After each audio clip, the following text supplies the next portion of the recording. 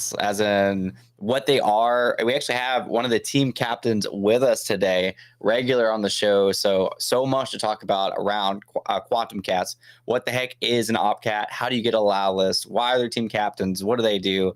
All of that. And also, just while we're at the beginning of the show, got to give a shout out to Witters because she is running a space at 8 p.m. Eastern time, which is 30 minutes after this show usually concludes. So definitely jump into that space. It's going to be about her team. But before we get into what her team is and all that, let's get through this introduction first. So we're also going to be talking about the Ninja Alerts Mint Week. We just got somebody come in. Charlie, what is up? I'm going to get to you in just a minute, Charlie. Another team captain apparently just found out today during the space with Taproot Wizards and Quantum Cats, but we'll get into that in just a minute. This show is brought to you by Ninja Alerts, who's, by the way, the mint date did get pushed back just 48 hours. So 48 hours later, which is going to be on January 18th, is our official mint. If you've made the allow list, you made the wait list, you can go check it on the Discord. If you're watching the show on X or YouTube, feel free to show us some love with reposts, like all those social media things. And of course, hop into the chat. We'll be able to see and filter your chat through. And lastly, if for further updates on Ninja Alerts, and again, we're going to be talking about it in this episode, definitely follow Ninja Alerts or Trevor, which is at TO with notifications on. With all that being said, we'll give a warm welcome to our panelists tonight. We have two team captains with Quantum Cats. Witters, I want you to start us off and tell us why Team Dead is better than Team Alive. Well, I just want to preface all this with both Charlie and I did not know that we were the leaders of such an outfit until the space with Udi today. So news to me, but so Team Dead, we're coming, like we have nothing to lose. We're already dead. So we're just like coming in with the heat. I think that I mentioned in Charlie's space earlier that the saying is live like you were dying. And so I encourage you all to, I know that it's random, and that's one of the things that was kind of misleading throughout this process is like that you could choose your team, but actually it is randomly assigned. And I love that you can just be assigned whichever one. And I'm hoping all of the team alive were just assigned to me. But yeah, it's such an interesting quest and just a wonderful exploration and such a wonderful opportunity to like be involved in a way that you could actually change history. And no matter how much smack talk that I give Charlie, and I think that in the end, if there is a soft fork for OpCat, I think that is absolutely amazing for Bitcoin, and I hope that other people like read into OpCat and really make that decision for themselves. We lost our host, so I would go ahead and chill. My camera froze. You can keep on going, Witters. Yeah, no, I see in the chat we've got Witters. We've got Witters with hat. This is the funniest thing I've seen. I love it because he's wearing a beanie. That's hilarious. Yeah. Run that BRC20 right now. Yeah. Yeah, Witters, I think you did a really, I'm going to try to get my video to work again in just a second. I think you did a great job asking questions in the space. Just like straight up, like, all right, what is OpCat? Because for people that aren't like Bitcoin native, it's like, I didn't really know. Like I've heard it before, but I didn't really know. And I'm still learning. And I guess that's the whole point of this experiment is to like teach people that like me that are really just now getting deeper into it, like what it is, why it's important, and kind of in fun and creative ways. Absolutely. Oh, yeah.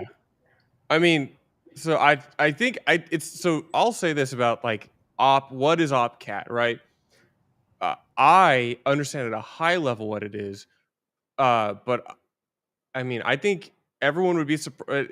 Well, you might not be surprised. Like, it's not really a thing that you would have naturally encountered in your normal Bitcoin journey to learn about what different opcodes do, what OpCat might do, what opctv or TX hash. Like these things are obscure. Even a lot of the hardcore Bitcoiners don't really know them. So like that is a-okay. I myself am only just a little bit ahead of you guys in that it was already on my radar over the past year because I spent some time going down the various rabbit holes of like soft fork proposals. And now that one guy's name you should remember is Jeremy Rubin, he's kind of inching back into the world of Bitcoin, and you should go watch that latest Tell Money episode. But it's really interesting because like this is a group education event, and that's where Witters and I will talk shit, we'll talk smack all the time, but really we're all in this together ultimately, and we're going to figure out actually how this works and create a much more useful repository of information and activate the overall community on how you even engage in any of this. So although in the meantime, Witters, you guys are going down Team Alive all the way. So can you kind of expand on the teams? So I was at the space. Maybe some people watching this were not. And there's 3,333 cats. Basically, people are going to be competing in creative ways to spread the good word of OpCat. And so as team captains, you're getting assigned, officers, for lack of better words. You're getting assigned people, and you're going to work together to create like creative process. I know that there's like team allocations. Like if you win, there's like 10 free cats or something for the team. Or does the whole team get to mint if your team wins? Or like, how does that work? And like the group efforts, like if 5 people put in like a lot of work towards something that wins, does just one entry for that, get the chance to mint a quantum cat, or is it each individual who put into that? Do you guys know kind of those parameters? I think mainly that it's the content that is produced. If it is high quality, highly educational, something like not just algo based, like likes and the ability to spread that. Did y'all hear that? That was so That was loud. intense. Sorry, I'm at my gallery and I have no control over the street noise. But Yeah, you can go out there and yell at them. I know. I can get out there and shake my fist with a cat sign. with a cat sign, yeah. I just honestly think the judges, aside from being an actual cat, I think the judges will take into consideration the value of content over like likes and like retweets and things like that. The whole goal is to be a very educational experience, eye-opening, to actually see what it's like to make change within the Bitcoin ecosystem. And that's honestly what I'm the most excited about. I haven't got a team yet, so who wants me? Me? No, you. So right? We could pitch to Eli Can you Eli pitch? Herf. Can you give me the sales pitch? So we're standing in the elevator together. I don't know. Charlie kind of won me over today, and I like put a BG Staying Alive GIF under one of his tweets. So yeah, let's pretend like for me and for anyone who's unsure on which team to join, let's go. Witters, you got a pitch. Are you dead? No, I'm so dead. Witters is dead and Charlie's alive. Yeah. Who's gonna go first? Go for it. Charlie, I've been stealing your thunder all day. Sure, yeah. Eli Herf, this is the light side. Come to the light. Come into the light. Again, the cats have 9 lives. They don't have 0 lives. You want to be on the positive movement, the positive side. Do not go into the dark. If you're in a tunnel and you're fighting for your life, what do? Come to the light. Come to the alive side. It speaks for yourself. I haven't heard yet a super compelling song with the word dead in it. So Staying Alive is universally appealing. It's such a great positive force for good. And I can only hope to keep more cats alive. To me, I think Team Dead actually is working against OpCat, and you're probably on Luke Dash Jr.'s team there. Or Satoshi's side, right? Wasn't he like the one that like didn't want it anymore? Well, Satoshi just put the cat off to the side for a little while. Okay. And we're taking it back out of the box, and right now it is both dead and alive. So I'm in the Discord right now. They have a sorting cat, and it literally lets you pick like dead or alive. But I thought you didn't get to pick. So like maybe you get to pick which side, but then you're selected a team captain. So I just got out of a call with Udi and Tyler. So the sorting cat is having some issues, for better or worse, and I believe it is a fluid situation, and they may now let you choose. I don't know if that is going to stay that way, but yeah, basically, when too many people all try to bombard the bot, it just flips out. So that's what happened a few times. I just clicked team dead, so I guess I'm on Witter's team now. Oh, I need to work on my sales pitch. Yeah. Well, I'm like a massive light mode maxi, so I guess I'm on team alive. If Chris can be dead. Although I mean, Witters, you haven't pitched yet. My background is like dark. I Witters, know. Witters hasn't pitched yet. Witters, you need to like win me back somehow. Okay, this is the only thing that I can give you. Charlie is not a Gamma artist partner. So you're gonna have to choose Team Dead. And also I like the blackmail. It's a very that's my specialty is blackmail. So also like you live like you were dying, right? You don't live like you're alive. Like who wants to do that? So that's my best sales pitch for that in general. And I'm sorry, Charlie, but the memeability of I'm dead is just through the roof. Like nobody cares that you're alive. People want to know if you're dying. I'm gonna be honest.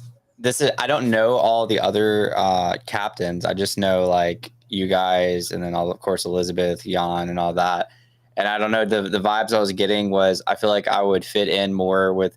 I felt like the alive would be more like the coding and the more technical side of the creativity, and I felt like from what I've seen of the dead, it would be more of like the entertaining, digestible side of it. But that's just like, I mean, that's just pure like from being in that one space and like quickly reviewing like some people that I saw. But I can also like the Discord lets you change. Literally, you can just like click dead, or if you like accidentally click something, you can click alive. So we still kind of have time before it's solidified. I like that feature though. Like you could always go back and change like when like your vote is so permanent. I'm down for like a fluid like voting system. So he did say exactly how many cats went to the winning team, right? Like wasn't it like 10 or something like that? Like it was something about that, yeah. Okay. It should be like if you're on not dead or alive, but like I guess maybe if your team captain is like the winning like team captain of all the content, maybe like everybody gets allowed listed. I'm not really sure how that's set up, but I'm not sure. And I was also under the impression that like so in our docs it was so 10 cats to the top participants. So I don't think that like maybe it's 10 for both sides. So 10 each for, and also don't know. I mean, I'm assuming that those are free. So the people that are participating in this and like making dope threads, like really understanding the like what we're trying to digest. I think that possibilities are endless. And you always know, like Udi just. I swear, he just throws curveballs at any given conjecture. So down for it. There's also the chance, because this is Quest 4, to be able, if you just like make an absolute banger, to be able to get a Taproot Wizard as well. So that's like an important like little side note of this whole thing. So how did you guys even get connected with like being a part of Quantum Cats? My first exposure to it was I think Witters actually like posted something about shipping a dead body or something like that. And I was like, what? I was like, that is so like, doesn't surprise me that Witters posted that, but at the same time, like, was just like, what? And I know I get now in perspective what you're talking about, but at the time I was like so confused. But was it just being involved with like the Discord or being involved with like UD and Eric or the Taproot Wizards? And like, how long if you're allowed to say, like, has this been in the making? And I also don't know why my camera keeps on dropping frames, but I apologize about that. For me, I was approached by Tyler Whittle, Tyler Wiz, T-Wiz, and this has been in the making before Udi had his eating cats saga with Luke Dasher. I think that is important to note.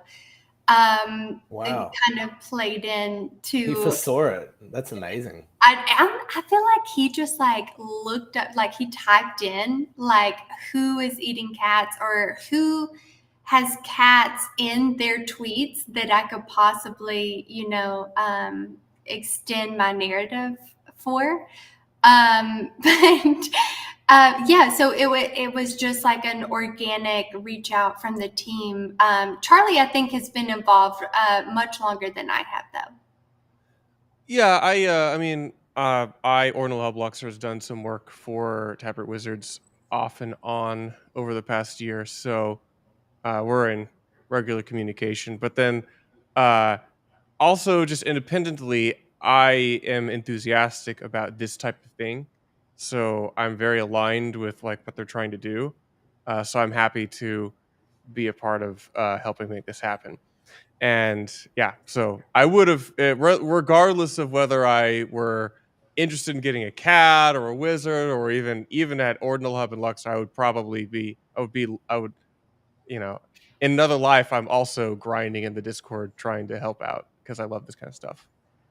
I like it too. I like that, like the educational aspect, and I'm so sorry about my camera. I don't know what's up today, but the educational aspect, and then like there's just been a couple of Ordinal projects, including us, that has just had some like really cool innovation. I mean, the hashlings, like being able to like all work together to like, I just don't even know the ins and outs of it, but essentially work together to run their own. Charlie, you probably know a lot about that, their own Bitcoin miner. Oh yeah, I mean that one. I actually set up the back end of that deal, so Luxor handled a lot of the actual deployment of it. So, but Josh and the gang and the hashlings manage the actual project and community. So cool. But like I guess, it's like really cool because this is what I love to see in the space. Like this is what I want to happen. Is you have an NFT project, right? And it accomplishes other things. Like yes, you can collect.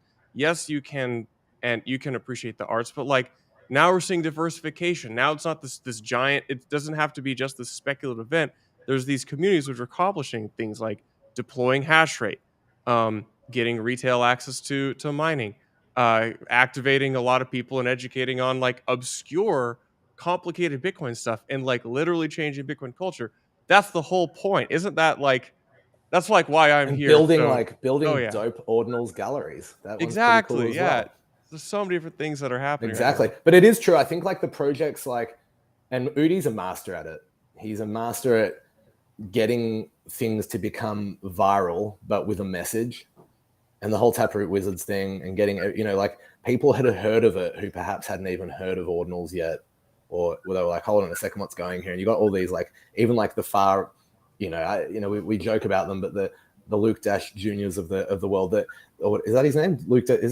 Whatever his name is. Yeah, Casey calls him Luke Dashier. I think Casey pronounces everybody's name wrong. So, and but like they've heard of ordinals, and regardless of if they hate it or not, all of this marketing, all of this virality, all of these projects are getting Bitcoiners, getting people to hear about them, getting people to hear about them from other chains.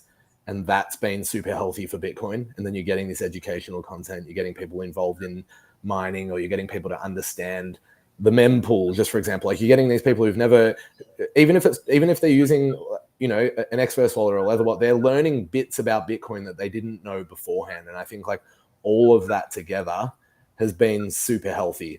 And I know a number of artists and a number of collectors who had never even bought one sat, who now own sats and have a Bitcoin wallet, and investigating things and understand something. It might be just understanding what's high and what's low in the mempool, for example, and that's healthy compared to what they didn't know that beforehand.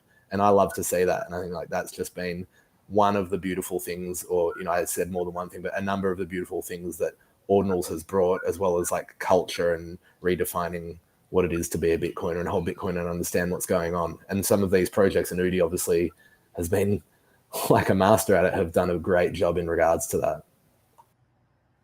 And I went to an actual like Bitcoin Maxi space the other day. It was co-hosted by Luke Dash Jr. It was hosted by some guy who didn't use his regular voice. He's like somewhat of an influencer.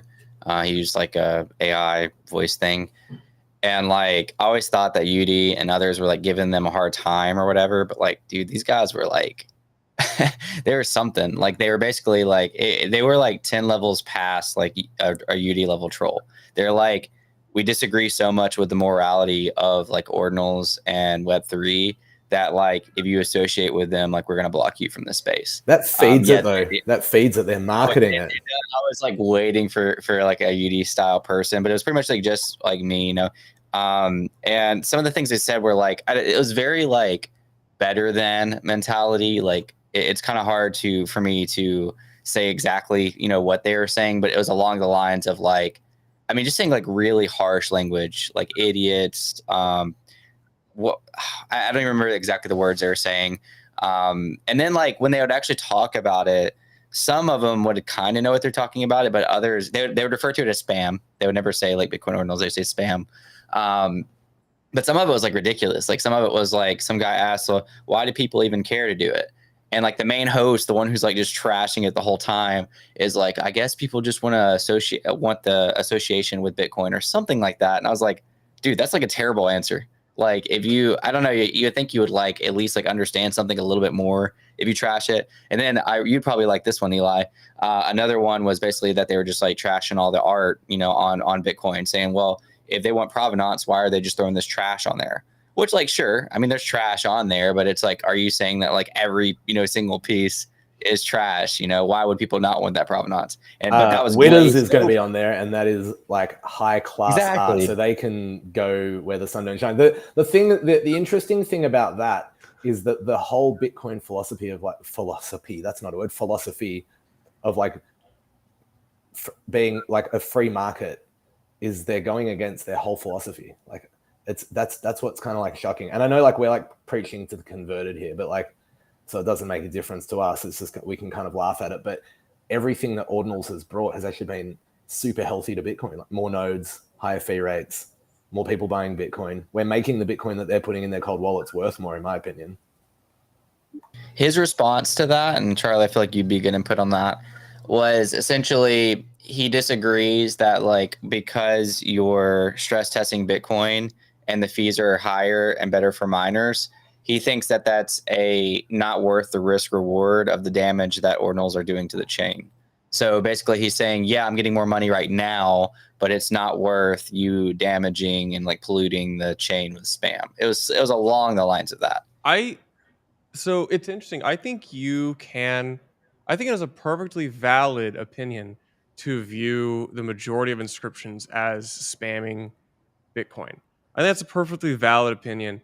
But I think for me, the very big disconnect and the thing which I strongly disagree with is that in that same breath, this argument tends to also be that they tend to also say that inscriptions are also then invalid transactions.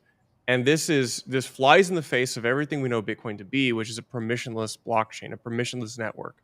And if it is a valid transaction and gets put into a block, it is part of Bitcoin. And so for them to try to squirm and contort themselves to say these things are not valid Bitcoin transactions, I think challenges the actual structural their structural assumptions about Bitcoin, because if they are able to prevent what are overall benign, largely not terribly harmful transactions on Bitcoin right now, if they're able to do that, then what is the point of Bitcoin in the face of like real adversity? I think there are some technical considerations that should be considered that we should pay attention to, specifically what's called the amount of UTXOs on chain, or bloating the UTXO set. And this is where a lot of the fungible token protocols are kind of the driver of this, but that's not really been a huge issue yet. It could be. The funny thing is that these are actually spurring aggressive solutions to that through other innovations where we actually are more selective about which UTXOs we use. And then it also creates an interesting fee environment where eventually it's going to, you're going to, like, in order to take, this is what I was saying about BRC20 at the very beginning. Eventually it's going to be like, it's going to be uneconomic to try to use BRC20 when fees are high. You're going to actually want the base unit of Bitcoin underneath it more. So I think long term that solution is not a huge issue, but in the short term it does create this weird kind of problem. What I'm trying to say is, like, I want to validate the good criticisms of the hardcore Bitcoin camp because they've thought about this, but I want to very strongly reject what I see as some of the greatest hypocrisy and ignorance I've seen in Bitcoin my entire career. I always wondered, like, for the past few years, it felt like a lot of the mainstream Bitcoin culture was kind of deviating from where I personally stood, and it was hard to put my finger on it exactly. And I think it's much more clear after this past year for me that I think I care about what Bitcoin looks like in the future, and I want more people to use it as opposed to less people to use it. Yeah, I think that's so well said, and I think that you're right. They're valid transactions. Like, it circles back to that, and I think, like you said, perhaps there are, and again, because it goes against that whole Bitcoin philosophy, they're all valid transactions, so they're allowed to be on chain. Maybe there are things that maybe do drive, that are on chain now that maybe didn't need to be, et cetera, et cetera. But that's fine though, because they are all valid transactions, so they're allowed to be, and so you can have your viewpoints on it. So I think it's beautifully said, and I think you're right. Like, some of what they say is right, but then it all just circles back to the simplicity of, like, what Bitcoin is designed to do and to be able to do. And if they're against that, then I feel like they're against everything they kind of stood for in the first place. So it's a tricky one. Correct me if I'm wrong. So Charlie, you'd be the best to answer this. It was maybe last week, or I don't know, time's a bit funny at the moment. Fees really boomed like one weekend due to some op return that had nothing to do with ordinals. It was like a weekend where fees went nuts. What was that? Can you explain that? Because I think I know what you're talking about. Yeah. So I put all these into the big bucket. I call them messaging protocols. BRC20 is effectively broadcasting messages on Bitcoin to an off-chain indexer. You can broadcast a message anyway. There's a lot of different places you can put data on Bitcoin. There's a lot of different places you can put the, mint deploy, commands. And one of those places is called the op return. Notice it actually sounds a little bit like opcat. It's because it's a specific type of data push or opcode. And you can put information in op return. And there was a protocol which launched, which used op return to put the little messages. And that was the huge protocol. I haven't seen a whole lot of activity on that since, but it's interesting, and it got a little hype cycle at the time. My personal opinion, and I've actually been very clear about this since March or so, I think we should be putting inscriptions in op return, but that's a more technical, obscure discussion for another time.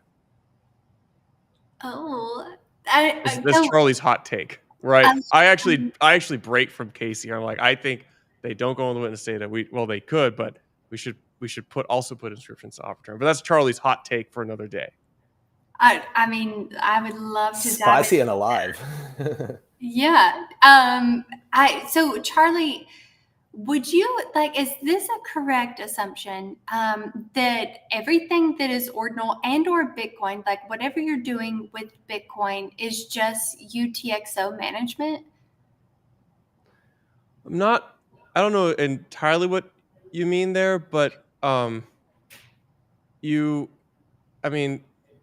this, depending on how technical you want to get, because I myself can barely understand it.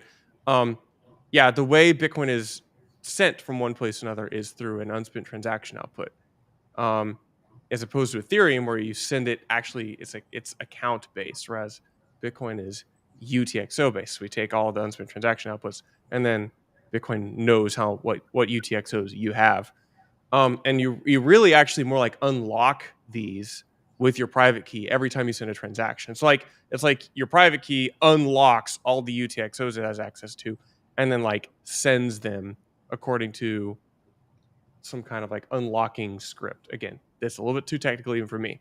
But yeah, that Bitcoin is uses little bits of Bitcoin in chunks, what we call UTXOs. So you send a chunk and it comes, they keep a little bit and it comes back in one or two pieces. And that's been a fun piece of education for people Yeah. as well, understanding why sometimes things cost them more than others, even though they're saying, I'm only going to pay $10. Why is it costing me this? And then you can take, and it was funny. So when people were having a look at if they're using the Saturn, that new Saturn thing, that they could see their UTXOs come up in like a really obvious UI, and they could select it to like deposit into it.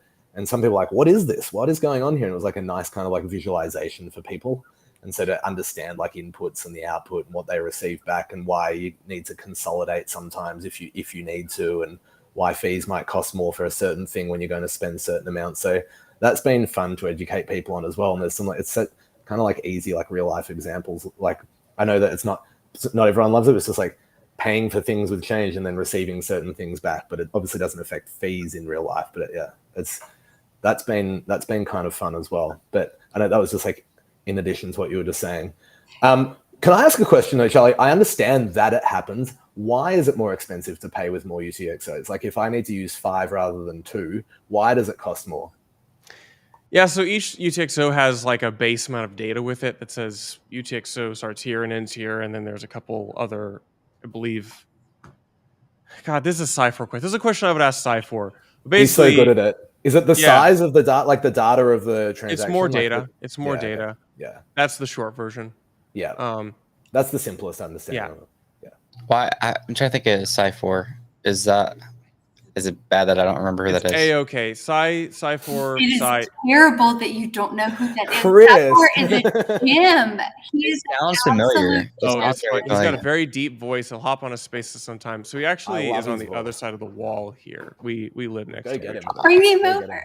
Yeah, and we come here. And he builds a lot of stuff.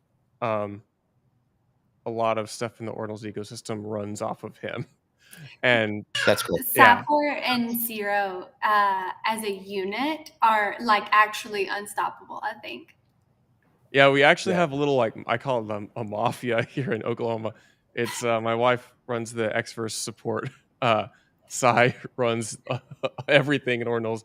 Zero runs all of the community culture and NFTs, and I hop on the podcasts. So is his the ultimate handle is Sci4 King? It's PSIFOUR. I'm gonna shout him out. Everybody should follow him. Shout him out. Follow Cypher. He's amazing, and he's reasonable. He has hot takes, but they're always evidence backed. He's a must follow. I'll pull him up on the screen as we scream his praises. I also wanted to look at a few more things as well. There he is. Look at him in all his glory. I'm gonna give him an on live follow. Hell yeah! So, hell yeah! There you go. Everybody watching the show, follow Cypher, please. Ayo. A couple things reset real quick. I mentioned at the beginning, but the mint did get moved from Tuesday to Thursday.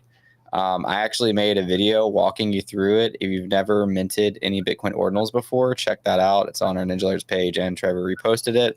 Basically, you just need to check your wallet, make sure you're on there. Make sure you have access to that wallet. If not, you still have time to change. At least you did at the time of making this video. Load it, and then go through the minting process.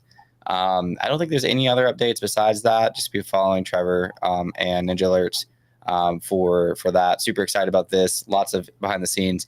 Brett, I have a twofold question for you. I don't know if you have any updates for us, because I know you've kind of been working on some back end things with all this. If you have any alpha you'd like to share that you think, obviously Trevor would be okay with you publicly sharing. And the second part of the question would be, I had this pulled up from earlier, but I wanted you to kind of share this alpha you posted about the other day on Gamma with Artist, right live on here. So we'll do. So you can check Ninja Alerts first. We'll do. Yeah, Ninja Alerts. The team has been like, it's been unbelievable to see what's going on. So the Artist and PQ, the Artist that's his name on Twitter, and his artist name. He was also the artist. He's the artist for his own collection, The Guess. He was the artist for my collection, The Pandemonium. But he also was one of like the key council members getting all the art and everything ready for ninjas. And he and PQ have their own little Web3 business called Procrastinate Pixels, and they've built out this incredible tech, like much more. And shout out to Bueno, they're a great company and they do amazing stuff for generating collections. But they've been able to build out a much more technical. Yeah, they're amazing. You know, they've been able to build out a much more technical, much more rule-based, very specific, I guess, like infrastructure for making these ninjas incredible, and the diversity in the range is going to be amazing. I know they've been doing some crazy stuff with Bruffstar from Ordinals Bot and Satoshables. He had put a video out the other day with Trevor. I love that video. I love his shirt. I love the pensive walking at the beach. He it was very, you know, there was a lot of mystique. So I messaged the artist this morning. I said, "How's it going?" And he's like, "I feel like I want to die. I haven't slept for like 60 hours. Trevor's not letting me sleep." So let me just say that the quality and the output of this and what's gone into it and how dynamic and the tech and the innovation, everything they put into this, I think it's going to be really special. It's not just cool art. It's much more than that. I can't say a lot more than that.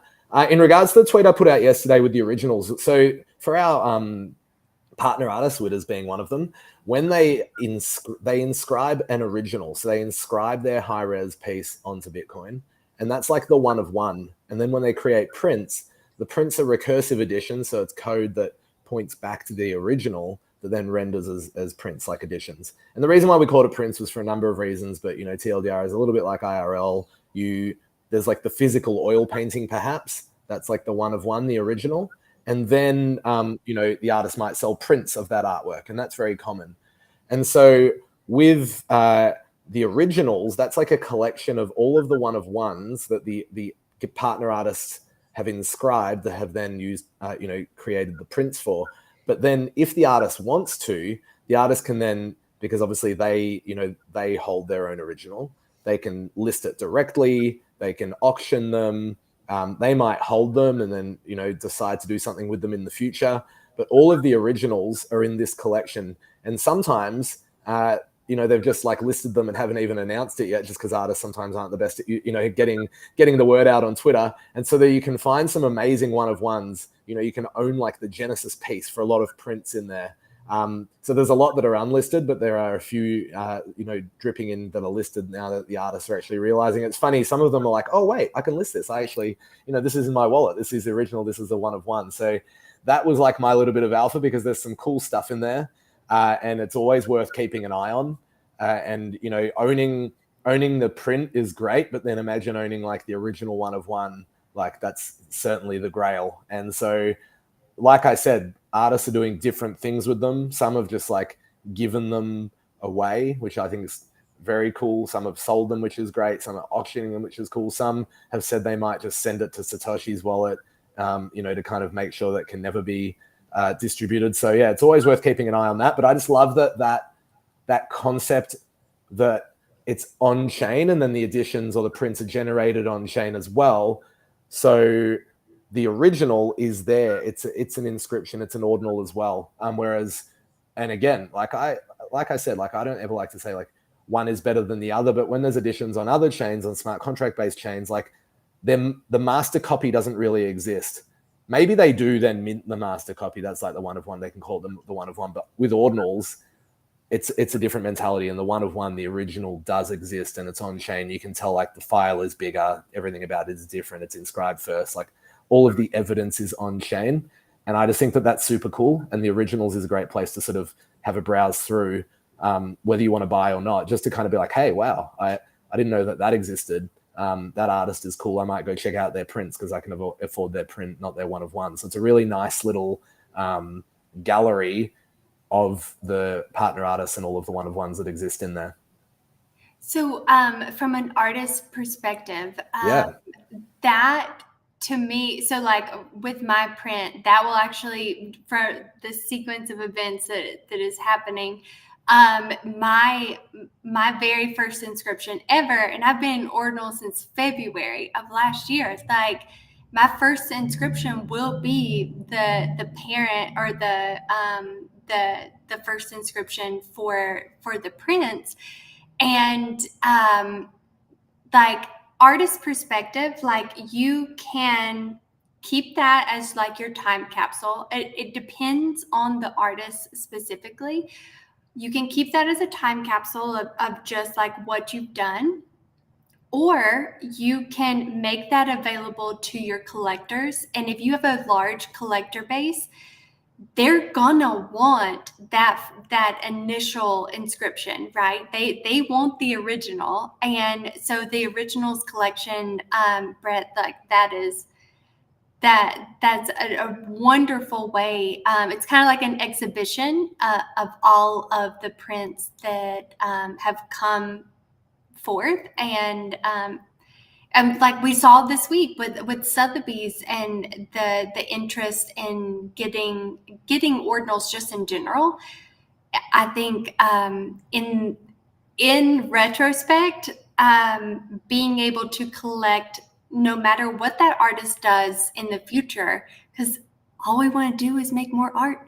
Like, I don't collect this shit or stuff just to like have art supplies. Like, I want to continue to create, and every artist is that's the one thing that I think we all have in common, regardless of where we are in ideals, is we just want to create, and having that genesis is amazing. And I'm glad that Gamma has a way to not only showcase that, but have it available for everybody. Appreciate that. Yeah, no, very well said. And it's always great to get the artist perspective. That's why we do what we do, being very creative first with the art brand and line that we're going with on Ordinals. That's kind of like the value prop and what we love. So I was stoked when we put out our little Christmas celebration of that, you know, the 25 artists we accepted on the 25th, having your name in there with us. Exciting stuff. I think I remember saying this when Gamma first did put out prints. I was like, this seems to me like what Casey was imagining when he said, I want to put art on Bitcoin. Like, I going through and paying a very comparatively low price for like a really cool kind of recursive thing. I can support the artist. Gamma's got a really cool print. Like, that whole thing, the curation, that's like, to me, what I imagine Casey in his head thought when he was concepting putting inscriptions on chain. I do have to go. I want to shout out the ninjas, Chris and the gang. Best of luck. I empathize a lot with having to scramble last minute, redo, reset a date. The ninjas are super cool. I still consider the ninja like lookbook, like white paper on color theory, like the best in class for that. Yo, you heard that, Trevor? If you're watching, how good is that? It really is cool. Like, just the thought and intention that has gone into all of that is just insane. Yeah, I'm obsessed with that like white paper book, the concept of it. I think that's one of the coolest things I've ever seen. I gotta go, everybody. It's good to see you all. Peace out, Charlie. Yeah, Charlie, thanks so much for coming and telling us why Team Alive is better than Team Dead. So Team Alive is obviously a quitter. So. Nope, gotta go. Oh no, I'm breaking up. Oh no, see ya. Oh no. This is the white paper that Charlie was referring to that I love too. Well, actually, yeah, the design white paper part of it was the color theory. It was really cool. And it's inscribed using Markdown, isn't it? What? I think it was inscribed using Markdown, wasn't it? I'm not sure. I think it was. Well, let's go with that. I do I make sure people see this. I'm not the one doing the tech behind it, Eli. And hats off, Chris. Your content is getting better and better. Like, I've followed you. We've probably known each other. I think I started going on the non-financial advice spaces with Trevor like 2 years ago, or whenever. How at times a bit of a blur, and you were obviously, that's where we met. Yeah, I feel like it's just getting slicker and slicker. So keep it up. Appreciate it, man. Yeah, you know, trying to keep the bar up for those ninjas and keep people up to date and all that. So it's been fun. It's been a journey. Really excited about the Ninjas Mint, you know, and I know you are too.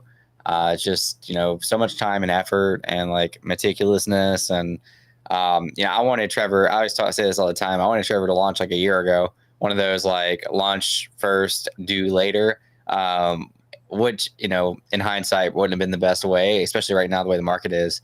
But, you know, I think patience was key for it. And here we are like almost a year later, finally able to kind of have everything down. So yeah, I'm also ready just to see people organically. Maybe it's been organic, but like we had like 300, pre-sale that were able to like reserve their ninjas. Besides that, it's like we haven't we haven't opened the floodgates up to the other ninjas.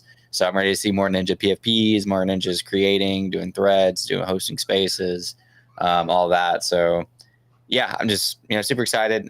Excited to see how the market reacts, how Twitter reacts, because it's a PFP made for Twitter and all that. So it's been a wild ride for all those that were with us. Yeah. I mean, of course, I see ninjas even in the comments. Yeah, I think people. Trevor said it a while ago. They were even designed specifically for Twitter. Like, where are they? Like in a Twitter space, like so. The little icons, like when you react and things, don't affect, aren't over the face, and like there were like really specific things done like that with the art, which I think is that aspect of intentionality is incredible. And is that in there? Does he talk about? Yeah, there you go. Yeah, he does. Yeah, and I thought I'd read it. Spot on. For X. Wait, all right, here's an example. I'm pretty sure we were like so early to this that we did have originally like Twitter instead of X on there. Yeah. To give you like a time Now frame it's of been how edited. long. Yeah, to give you a time frame of how long that this has been in the making. And the thing is, though, I think that the waiting for this and only executing it when it's ready is that it's like very much in line with the Bitcoin ethos. You do need more patience. Like transactions take longer. You only do things when they're ready. You don't build on Bitcoin and you don't ship things and break, ship fast and break things. Like you ship intentionally. You take the time to get the product right. And I think that it's a very different mentality, and I like really respect that you see that sort of thing on Bitcoin. And I think I really like the little. I don't know if you've ever talked. I'm sure you have talked to Trevor Yon on Discord. Like the ninjas actually bounce like this when they're talking. Yeah, I thought that was such a cool like random feature for it. Yeah, I'll go ahead and type in the we have a Launchpad partner on Magic Eden. You can see it bouncing up and down right here. Has our supply. Last time it said mint date, it said TBA. Oh yeah, it just says Thursday, so they were able to update that. There was like an all-out page for it, but I guess this is what you get right now. I'm curious, Chris, why the push to Thursday?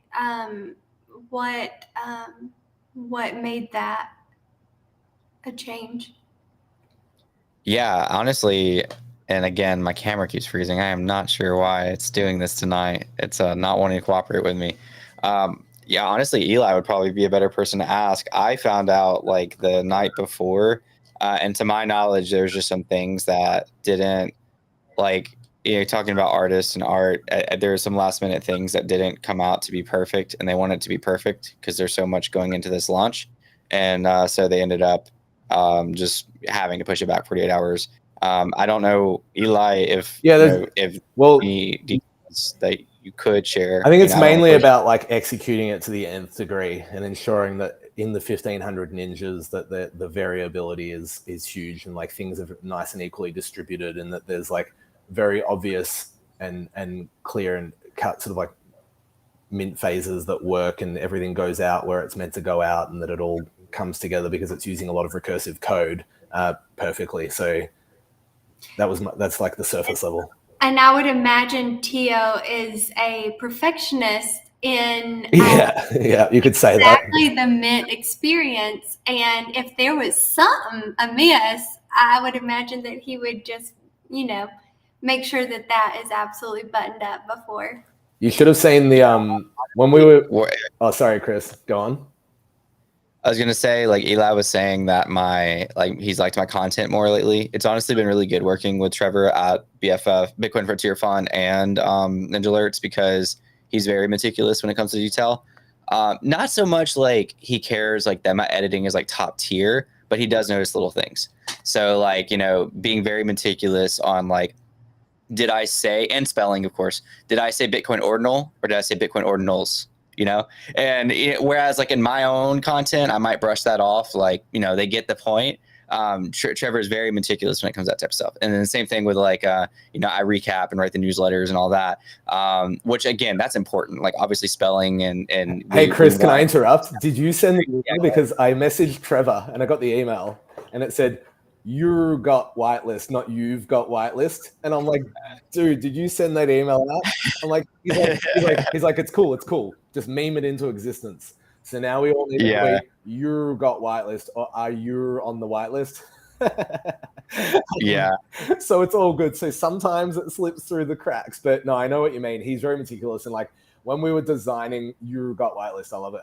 When we were designing, when we were putting together all the initial customs, and the team was doing that, and I was managing it, etc., etc.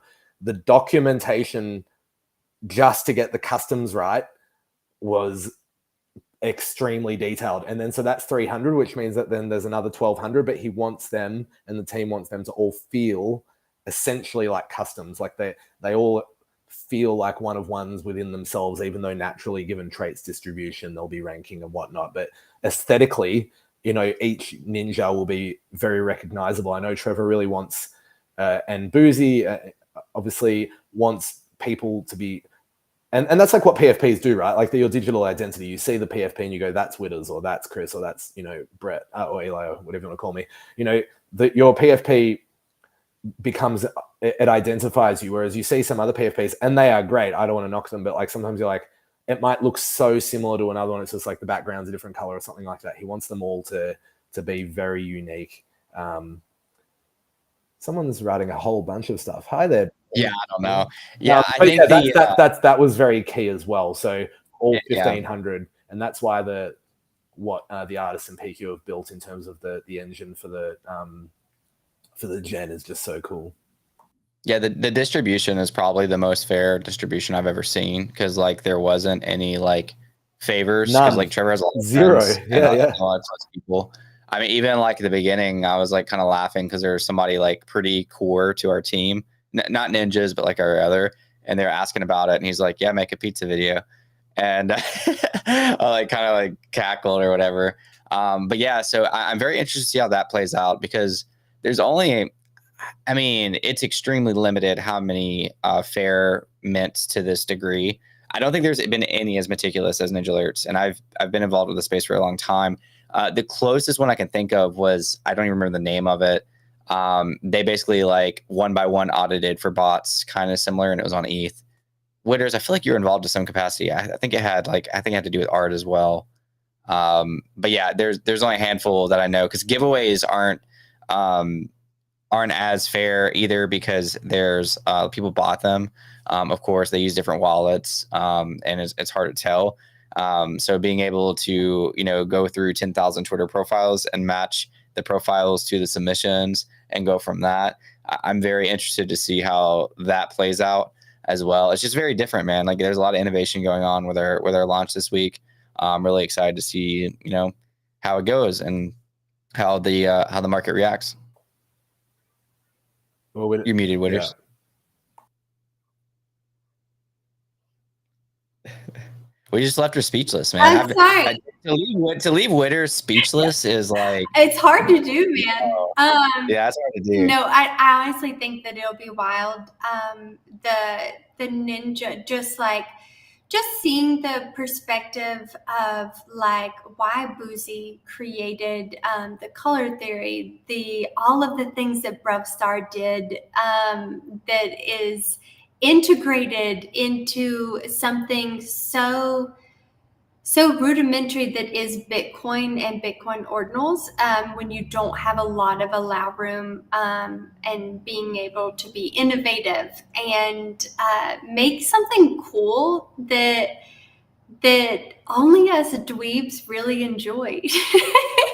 Like I'm not trying to say that in like a negative tone whatsoever, because I love being a nerd, but it actually made, like ninjas, I think, really executed the like use case, and I hope in the future that's like they're the staple that really, or like what's whenever you put things on like a pedestal and you admire them other than art. Idol? I don't know why that's the first thing that came to my head. Yeah. Example? Yeah, an example. Yeah, an example going forward for especially like PFP projects, right? So the ability to GIF, to meme, to customize, Like all of those things in Web 2 are something that is like easily onboardable whenever it comes to getting them in our little echo chamber. But I think that like we're breaking out. I agree. Yeah, you're stretching that like what's possible with ordinals. You know, there's a couple of things that ninjas did as well. I mean, these are some of the traits that they're inscribing. You know, like you see like Santa hats in there, glasses or whatever. And these like particularly are going to be the what is it, the parent-child? Is that the term for it? Basically, these are going to be like variable traits throughout like the seasons and stuff like that. Yeah, so they'll be able to use something called set endpoints, which basically Set allows endpoints, like dynamic, like a dynamic ability, but on chain is probably like the simplest way to. All the words I was looking for, but couldn't. I got you, Chris. I got you, my man. Set endpoint. You know, it's just one of those. I just like lost it completely. I wanted to show one more thing because Witters reminded me of it. I just don't, you know, I don't want to like endlessly scroll because obviously Trevor's been posting a lot about this. But basically, like also viewing ordinals as like applications. I thought that was a pretty big deal. That was like really cool. I think it might have been pinned is the reason why I'm not seeing it. But Bruffstar, when we had him on our show, he mentioned that a long time ago. And it didn't really hit me exactly what that meant until Trevor actually dropped the 88-page Git book, which, by the way, in itself is just like totally mind-blowing, the fact that he wrote an 88-page Git book on this. And we got covered by like about pretty big people. Like here's Decrypt, here's the block. There's been some other ones. So anyways, viewing it as an application, I don't know if we ever actually talked about this on like actually being able to view it on the show. But this was like a whole new set of things that kind of blew my mind. So like, not only are you able to use it as an SNES simulator or emulator, you're able to use it as a freaking application. So like you enter your Ninja, you know, you can choose to resize, animate, SNES, stickers, license. Witters, I feel like you'd find this funny. You know, like you don't have to worry about animating your ape off of a DM anymore. You can actually just go inside. Nobody will get drained to animate it. No. Yeah. Use your ordinal. So when Bruffstar was here, a lot of this is possible because y'all made them SVG images, and because that's just code. So being able to use that in so many different applications, whether like the customizable features or like within the app, like that's huge. And also I love like the open sourceness, if that's even a word, of Bitcoin and ordinals in general, because posting your GitHub, your Gitbook, whatever the hell it's called,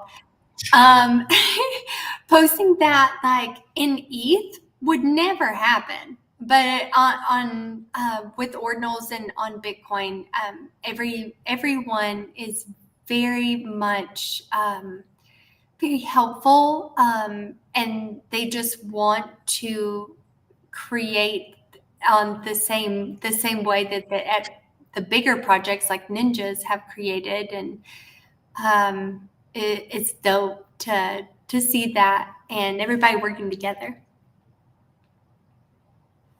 I don't know if ETH guys would read a 88-page Git book, but Lord, no, they'd be like, I'm happy for you, or I'm sorry for what happened.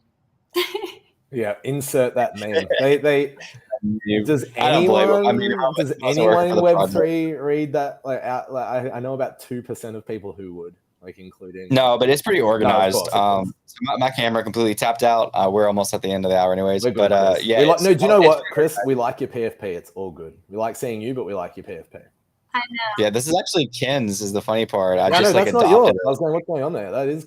Ken's definitely team dead. You know, full circle to the beginning of the conversation. We were talking about quantum cats, and our girl Witters is a team captain who, by the way, is running a space in less than 30 minutes. Hop in there if you want to hear more about Team Dead. Support Witters. Go follow her. She's awesome. And I guess join the winning team. Find out more about the recruitment on Twitter. Looking forward. I say looking forward to that. I'm not going to be able to make Witters. I'm sorry. I do supper right after these spaces. But I'll catch up if it does come to you being able to pick teams. I hope you can consider Chris Coffee on your team. I can whip. I can. It's completely out of my control, darling. That's not what you said earlier. We were talking about Eli. You're like, I heard you guys favoring Eli. I know. Like, I think I'll pull that each captain might have like one that they can change to the team if they're one person. So that's like 12 people. I'm making this up 100%. Like none of this has been confirmed. But I do have one or two that I would like to convert to Team Dead that were assigned Team Alive. But that is it's very much like Harry Potter, like the hat sorting, but with cats and being dead or alive. So we got Bell NFTs in the house right before we conclude. Bell is a regular of the show, runs NFT Now on Thursdays. Go check that out. Go follow Bell. Her awesome ninja. The last thing I'll say about the ninjas is we also have good support for females. That's one thing that I feel like a lot of projects lacked is having like actually like approachable female PFPs. I feel like people would always get lazy on the female end, and I mean, partially due to like whatever our percentage is in Web3, it's probably a lot lower, of females in here. But yeah, I actually like our female PFPs, so I think that's cool, and I don't think it's talked about enough. We got a quantum cat in the house, saying Witter's making new rules. Love it. Rindell. Clearly, the eyes are on. Rindell's watching. Eyes are on. So Rindell, I've been trying to convert to Team Dead. He is the mastermind behind all of the code and everything that's going into Quantum Cats, like the pre-signed transactions, Bipland, and I've been trying my damnedest to get him to convert. He has both permissions because we're like we're segregated in the Taproot Wizards Discord, and so he can migrate to both. And I've been trying so hard to get. So let's just make that a thing. So the captains get 1 to 2 people to change, and no matter that person's actual like will, like if they really love that they're on Team Alive or Team Dead, no, the captains get to like pry them from it's like a gauntlet. It's a gauntlet, and Rindell is my top choice, and Bless. And then Chris Coffee. We'll just hear me. Like, just make me the like the flip card of like, even though I wouldn't be, it just makes me feel better. Like, oh, if I had 5 choices, you'd be you're number 6. Yeah. Whatever that number is, just put me as that extra number. I'm here for the puns as well, because like there's so many good cat jokes you can make. Like Witters just wants to add you to her catalog, and she's not kidding around. And I know, yeah, like I'm not kidding you is a really, really good one. Yeah, and like because well, like actually we're all parents, so we're allowed to make those sorts of jokes. We get away with it. Yeah. No repercussions, so it's all good. I love it. The cat puns, I don't know. Team Alive, it had me. They were too. I don't know. They were too alive. I guess is the best way to put that. And I'm choosing my words carefully because my mama said that if you don't have something nice to say, then don't say anything at all. I like it. I think we should end on that note. You guys go to Witter Space in like 23-ish minutes. 20 minutes. Stay warm. It's cold. And we're in the United States anyways. Brett's probably warm. No, it's warm here. It's warm. And it's always warm in I'm Australia. going to Brett. It's summer. Sweet. Awesome. Thank you guys so much for tuning in. Every Tuesday, 6:30 Eastern time. Appreciate it. And Ninja Alerts, 2 days, January 18th. If you're on the whitelist or loud list, or if it somehow does hit public.